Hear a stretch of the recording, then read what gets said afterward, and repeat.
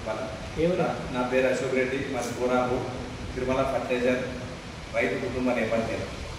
ఈరోజు మన సభ్యులలో భాగంగా నేను నాకు తోచిన విధంగా నేను ఒక ప్రాజెక్ట్ చేసుకురావడం జరిగింది. అదే మార్కెటింగ్ ప్రధాన అంశాలు అనే విషయంపై మనందరం నాకు తోచిన విధంగా రాసుకొచ్చిన మీకు కూడా ఇంట్రెస్ట్ తీసుకుంటే అయితే ఏంటంటే ఇది ఒక మన బిజినెస్, మన ఫర్టిలైజర్ షాపే కావచ్చు, ఏదైనా కావచ్చు, ఇది ఒక మన వ్యాపారం ఒక కేంద్రం. మార్కెటింగ్ విక్రయదారులు మరియు అవకాశం అనేది తప్పకుండా ఉండాలి. మనం ఏదైతే మనం మార్కెట్ చేస్తున్నామో అక్కడ విక్రయదారుడు ఉండాలి, దాన్ని మనము పర్చేజ్ చేయడానికి అవకాశం ఉండాలి. అవసరాలు మనం ఉన్నటువంటి ప్రోడక్ట్ మార్కెట్లో అవసరపడితేనే మన దగ్గర ఆ వస్తువు కోసం రావడం జరుగుతుంది. ఈ వ్యాపార కేంద్రం ఎక్కడైతే ఉన్నదో ప్రచారం ముఖ్యమే. అక్కడ షాప్ ఉంది, లేకపోతే అక్కడ పలానా వస్తువు దొరుకుతుంది అంటేనే ఆ కస్టమర్ వస్తాడు, ఈజీగా వస్తాడు, అక్కడికి వచ్చేసి తీసుకుపోతాడు. దీన్ని మనం మనసుల ద్వారా చెప్పడం ద్వారా ప్రచారం అవుతుంది.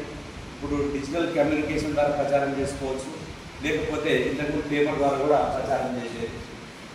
డిమాండ్, ఈ మనం తెచ్చిన వస్తువుకు డిమాండ్ కూడా బాగుండాలి. డిమాండ్ అంటే రేట్ అనేది కాదు, అవసరత ఇక్కడ దొరకడం, ఈ డిమాండ్ సరిపడా ఉత్పత్తి అవ్వడము, అది మార్కెట్లోకి వెళ్ళడం, దీనికి డిమాండ్ అని కూడా అంటారు. దీనికి ఉత్పత్తి కూడా సరిగ్గానే జరగాలి. ఉత్పత్తి మనం ఏదైతే మనము ఒక వస్తువు బాగా డిమాండ్ ఉందో అది దానికి సరిపడా ఉత్పత్తి జరిగినప్పుడు మార్కెట్లో కల్తీ అనేది ఉండదు. ఇప్పుడు రాశి హీరా అనేది చాలా ప్రతి ఒక్కరు ఏమేసినాం, రాశి హీరా ఏమేసినాం, సిరీస్ సూపర్ 64 వేసిన చాలామంది డీలర్లు ఆ బ్యాగ్లో ఈసారి కూడా విత్తనాలు మార్కెట్ చేయడం జరిగింది. దాని కళ్ళతో కూడా చూడడం జరిగిందండి. ఇంకో విషయం ఏంటంటే ప్రయోజనం, ఖర్చులు. మన వ్యాపారం పెట్టినప్పుడు మనం దాంతో ఎంత ప్రయోజనం పొందుతున్నాము, మనకు సేవలలో ఎంత నాణ్యత పాటించడము, ఎంత విశ్వాసంతో ఉన్నాము, విశ్వసనీయతతో ఉన్నాము అనేది కూడా మనకు సంతృప్తి కలగాలి. దీనికోసం అంటే రైతు రాగానే 10 రూపాయలు గుంజుడు వేసుడు వాడంటూ మనకి ఇది అనేది కాకుండా ఒక కస్టమర్ వచ్చిండు అని అంటే మన కుటుంబ నేపథ్యం కూడా మనం తెలుసుకోవాల్సిన అవకాశం ఉంది. కౌంటర్ కార్డు నిలబెట్టి 10 రూపాయలు తీసుకుని వస్తువు వేయడము అది చాలా పొరపాటు.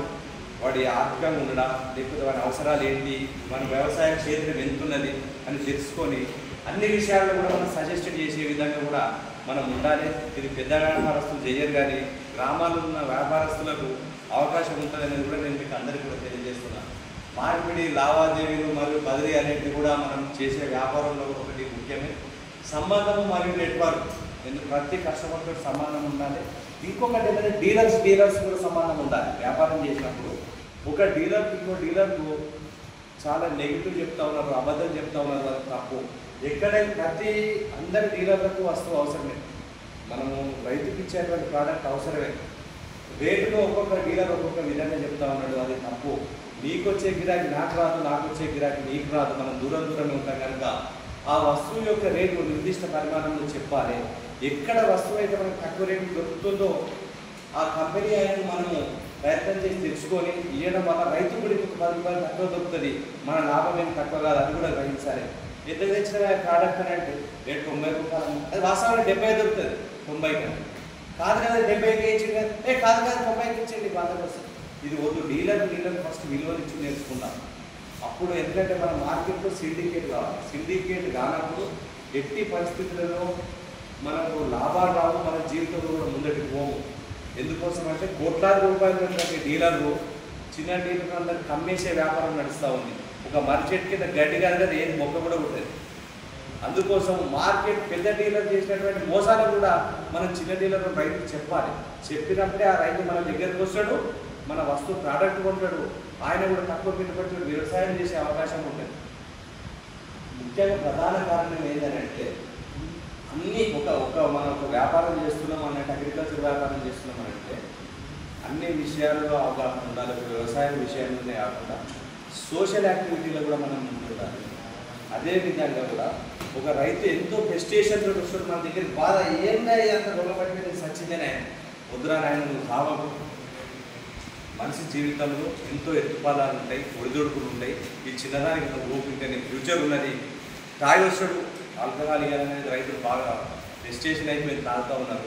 తాగి వచ్చినప్పుడు చెప్పాలి, నీకోసం నీ భార్య ఉంది, నీ పిల్లలు ఉన్నారు, రోజు నువ్వు 500 రూపాయలు ఇక్కడ ఖర్చు పెడితే నువ్వు సరాసరి నువ్వు ఎంత వేస్తే నీకు ఎంత లాభం వస్తుంది, నువ్వు రోజు ఎంత ఖర్చు పెడుతున్నావు, నువ్వు సంతోషంగా ఉండడం, నువ్వు ఆరోగ్యంగా ఉండడం వల్లనే నీ కుటుంబం ఆనందంగా ఉంటుందని చెప్పాలి.